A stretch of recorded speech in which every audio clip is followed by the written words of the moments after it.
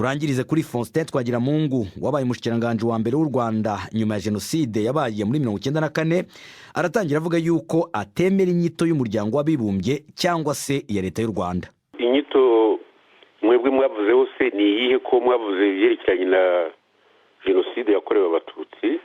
Nkaba numva hari abantu abo mwari kumwe bose barayemeraga, ariko haracyari ibibazo bikomeye. Ibibazo nuko yewe nagiye muri guverinoma kumvikana nabo twari kumwe muri guverinoma, Perezida Bizimungu yarahari na Vice Perezida Kagame ubu ngubu Perezida w'u Rwanda yarahari.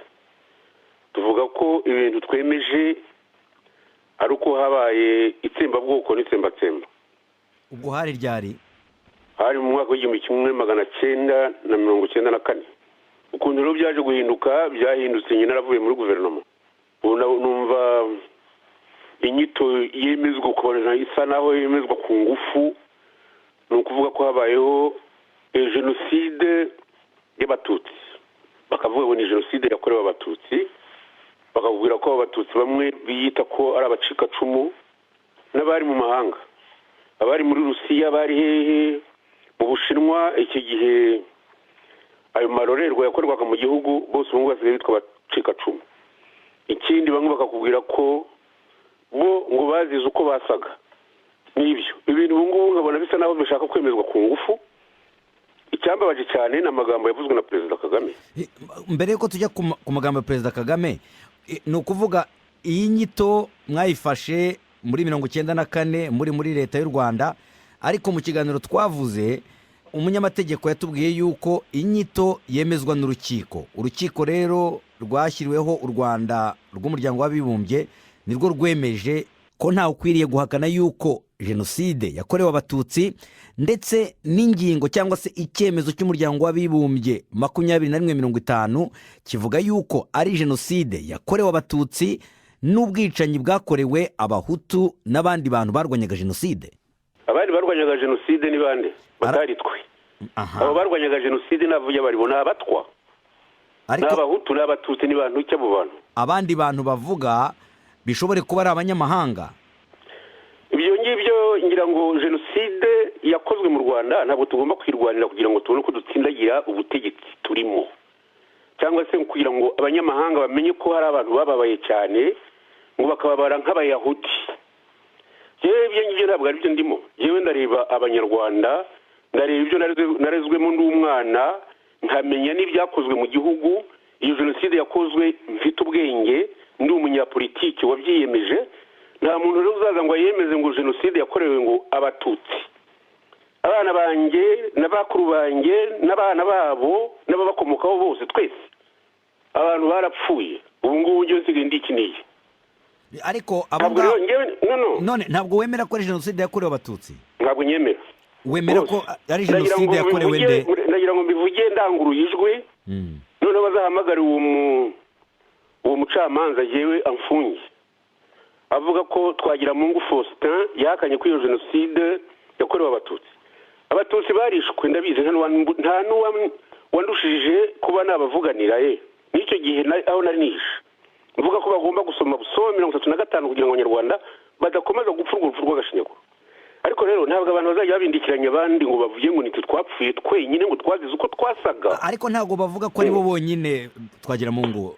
Ngira ngo niba warumvise ukuntu James Kimonyo nawe yabivuze, yavuze ko bibutse Jenoside yakorewe Abatutsi hamwe n'Abahutu bapfuye bazira yuko barwanya Jenoside. Ibya Kimonyo byo byihorere, bivuga ko nabyo n'urukozasoni. Uvuga ngo bavuganye na Madamu Agathe Uwiringiyimana.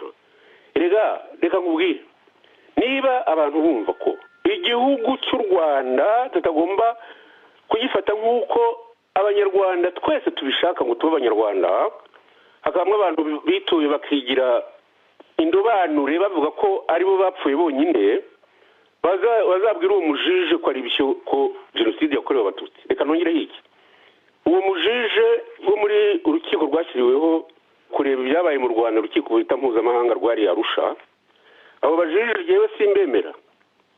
Urumva simbemera na gato. Impamvu ni iyi, biranditse ko urukiko rwagombaga guca imanza kuva mu kwezi kwa kane bikazageza mu kwezi kwa 12 bareba abantu bose bakoze ibyaha byo kwica abanyarwanda, ari abahutu n'abatutsi.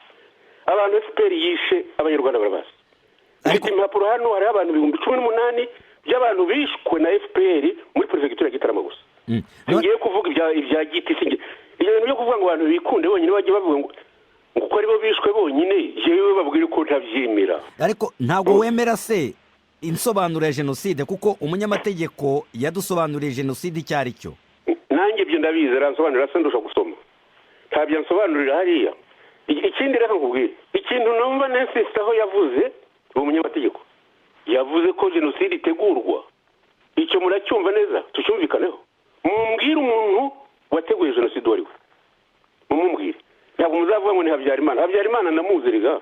Muzi ndi muto, muzi kuva muri 1967. Nta muhutu nzi ubaye mu mategeko ahari wakundaga abatutsi nka Habyarimana. Habyarimana ntabwo yigeze akora umupango wo kwica abatutsi. Bazazane n'undi muhutu wabaho yarabikoze. Nubwo bivuga gutyo, urukiko rwo rwemeje yuko habayeho jenoside kandi yakorewe abatutsi. Uko niko urukiko rwemeje. Arega urukiko ruhabwa ruswa nka ruriya rwariho, ubwo ntabwo bambwira ngo urukiko rwashyizweho n'abazungu, rushyirwaho ngo bashaka kudohoza ngo amarira, ngo kuko ngo batari bahari, abantu bapfuye mu mezi 3, abatutsi bicwa, bamwe babatindi babakene batigeze banatwara, bakicwa ngo kubera uko basa. Ariko bavuga ngo uko basabye ibintu bitahasi. None se ko mfite abana basa n'abatutsi hano, ahubwo n'abapfuye bamwe bakicwa nyine bavuga ko ngo ari abatutsi. Nzagire nzabice rero. None kubgawe ni jenoside yakorewe bande? Iyo hoho ugize neza kumbaza icyo. Iyo jenoside yakorewe abanyarwanda yibasira abatutsi ikorerwa n'abahutu. Seto abantu bagiye mu mashyaka muri 1990 na 1991 bavuye ko abiyandikije bari abatutsi gusa. Bavuye ko abantu bahagurukanye iriya regime yari iriho, tukavuga ko nabo abatutsi bahunze bagomba gutaha mu gihugu cyabo. Twabivugaga bamwe bari he muri 1991 na 2 bari mu myubu, tujya mu muhanda tuvuga ko iyo guverinoma igomba kuvaho. Abana bakaririmba ngo Habyarimana navaho impundu zizavuga. Abo bantu barishwe turi mu myobo duhinda imishyitsi, abandi ahubwo bumviriza abapfuye ari bangahe bagenda bababara. Ariko abantu bazi gukina abandi ku mubyimba ye. None vraiment reka nkubwire, wasobanura ute jenoside bwana Twagiramungu wowe? Jenoside d'abord uwo ngo uko umunyamategeko yabivuze, jenoside ishobora kwibasira abantu ubwoko, icyo ni kimwe. Ishobora kwibasira abanyapolitike, ariko tunoneho mwebwe mwabigize ubwoko gusa. Abanyapolitike reka da, ntabwo intera hamwe zigeze zica abahutu nyiri no muri guverinoma ngo zicaga bene wabo, ngo ntabwo tubibara. Mama we, ni nanjye ririya jambo waritanze ngo itsembabwoko n'itsembatsemba. Mushaka kuvuga iki? Nshaka kuvuga ko abantu babicanyi bibasiye abatutsi, kabone niyo baba bataragiye muri politiki bavuga ko banga Habyarimana. Yewe n'abakundaga Habyarimana nyine ngo barabishe. Mvuga ko habayeho n'itsembatsemba tuku, ni ukuvuga ko habayeho za masakare nyine ubwo, ariko ngo amategeko abishaka. Ari nk'umunyarwanda Yesu ko numvaga ngomba kubivuga. Nagomba kuvuga ko haje abantu bameze nk'amashitani bagenda bica abantu bashaka ko ubwo butegetsi buvaho, bibasira abatutsi, kandi kuko niko byagenze. Yo muvuga ubwoko muvuga icyari. Wabwiye ko abatutsi ari ubwoko ninde? Nicyo naringiye kukubaza, ariko kuko niko wanyandikiye. Wanditse uvuga ngo ibyo bita rase tubivemo kuko ntibiba mu Rwanda, tumenye niba turi bene Sebantu cyangwa niba turi bene Hamu tukaba dukomoka kuri Nowa. Nagira ngo usobanurire abantu icyo ushaka kuvuga. Nibyo ngiye no kwandikira nakubwiye ko jewe data na mama ntibigeze bambwira ko ndi umuhutu jewe, cyangwa ngo mbaze mama niba ari umututsikazi, cyangwa mbaze data niba ari umuhutu.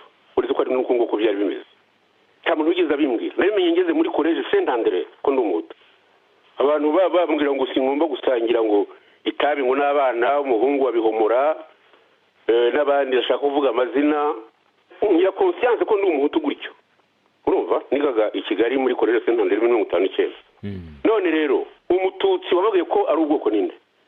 Ibyo bita race mu Kinyarwanda nta equivalent, nta kintu cyitwa race ushobora kubona mu Kinyarwanda kibaho. Iyo bavuga ngo ubwoko je ndi umusinga, urumva se ndi umusinga wo mu Barenge, ntabwo rero najya kuvuga ngo ibyo ntabwo ari bya bindi bita clan.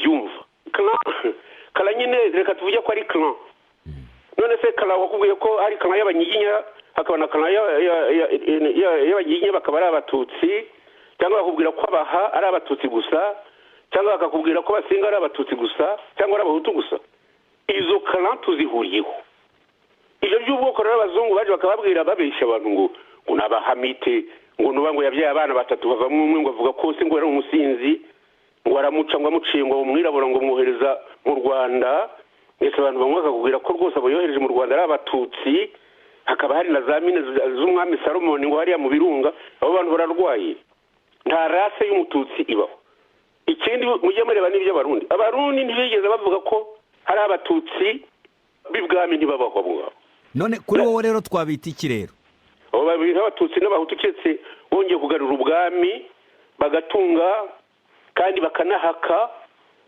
bakanatwara ikindi ngira ngo nkumenyeshe nuko mbivuga wenda bakazajya kumwica nzi umuhutu abo ngabo mwita abahutura hari uwo nzi mu buryo bitaga perefegitura ya Cyangugu reka tuvuye muri province ngo y'uburengerazuba ni umuhutu yashingiye umwana uvuka muri iyo miryango y'abatutsi nzi ko bakomoka kwa Gahindiro baje iwacu ari abantu baje gutegeka ukuntu baje gukina yego n'ibyo kere waba udatunze ugakina ukaba umuhinzi ugahingana nabo ngabo mwita abahutu nabo baga umuhutu umuntu wo kwa Gahindiro rero nagira ngo mubwire ko afite umuhutukazi nibyo ngiye nkaba numva ko mu Kinyarwanda kuva na kera nuko byari bigendaga kuko abanyarwanda bararonguranye reka ngo izindi ngero mwene makuzi ejo bundi nabonye ahagarara avuga ngo regime ngo ya mbere n'iya kabiri ngo niyabicanyi na Saro arimo ari umwicanyi ise yaratunze umututsikazi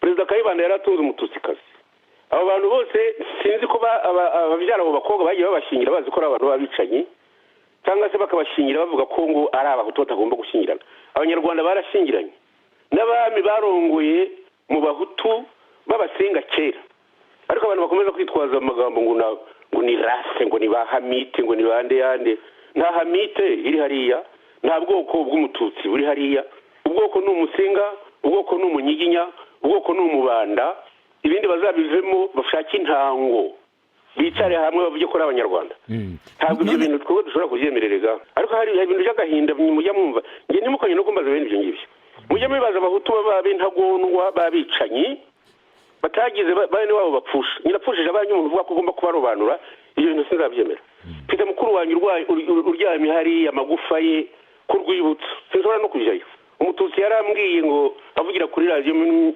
2003 ngiye kwiyamamaza ngo Twagiramungu rero ngo ntakajye gushinyagura none kuki utajyayo reka nshinyagure kuki utajyayo bwana Twagiramungu uzamubazungu wabivuze kuko nta kundi umuhutu nyine ariko muzi ibintu abantu barimo ntabwo bazatuma kiriya gihugu tucyubaka monsieur ubyumve neza igihugu ni icyacu ku bwawe rero wumva yuko inyito y'umuryango w'abibumbye ntabwo yemera inyito y'urukiko ntabwo yemera Twagiramungu turavuga ko ahagaze yuko ari itsembatsemba n'itsembabwoko ryabaye mu Rwanda muri 1994 niwe uhagaze nibyo nemera urakoze cyane Faustin Twagiramungu urakoze nawe aha rero niho turangirije ikiganiro cyacu shimire abaduteze amatwi mwese mwari kumwe na Fenenga Kwaya naho utaha